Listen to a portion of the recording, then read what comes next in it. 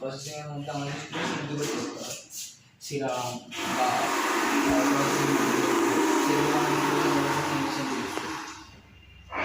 করার পরে রিপোর্ট নেওয়ার জন্য এই মেশিনটা ইউজ করা হয়। এই মেশিনের মধ্যে প্লেট দিলে ওদের একটা রেজাল্ট দেয়, সেই রেজাল্ট থেকে আমরা দেখতে পাই সেটা পজিটিভ আছে না নেগেটিভ আছে, সেই সব জিনিসগুলো আমরা এই মেশিনে দেখতে পাই। অ্যালাইজার রিডার। এটা একটা মেশিন, এটা হচ্ছে সেল কাউন্টার বলা হয়। এর মধ্যে আমরা ব্লাডের haemoglobin, WBC, platelet, haematocrit value, ঠিক আছে, আরবিসি কাউন্ট, এই সব জিনিসগুলো এর মধ্যে থেকে আমরা পাই।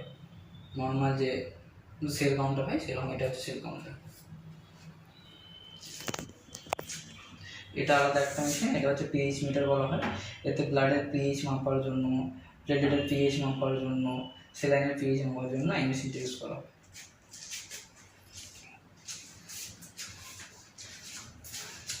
এই দুটো মেশিন সেম, এই দুটো দরকার নেই।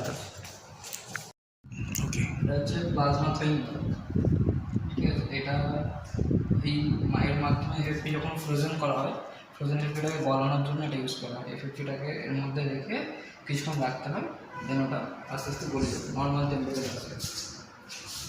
যে টিউবগুলো হয়, টিউবগুলো তো সিল থাকে না, তো এটাকে মাঝখান থেকে এটাকে সিল করা হয়, এটা সিল করার জন্য ইউজ করা হয় মেশিনটা। এটা অটোক্লেভ, এর ভিতরে আমরা বিভিন্ন ধরনের কম্পোনেন্ট, যেগুলোকে কম্পোনেন্ট নয় ম্যাটেরিয়াল বলা হয়, ম্যাটেরিয়ালগুলো blood bag, excel blood bag, তারপরে যে রিঅ্যাক্টিভ ব্লাড ব্যাগ, এগুলো আমরা স্টেরিলাইজ করার জন্য এই জিনিসটাকে ইউজ করি। এর মধ্যে অ্যাপ্রোচ, কাঁচি, সিজার, যত রকমের কন্টামিনেশন জিনিস আছে সেগুলো এর মধ্যে প্রসেসিং করে স্টেরিলাইজ করা হয় এই মেশিনটাতে।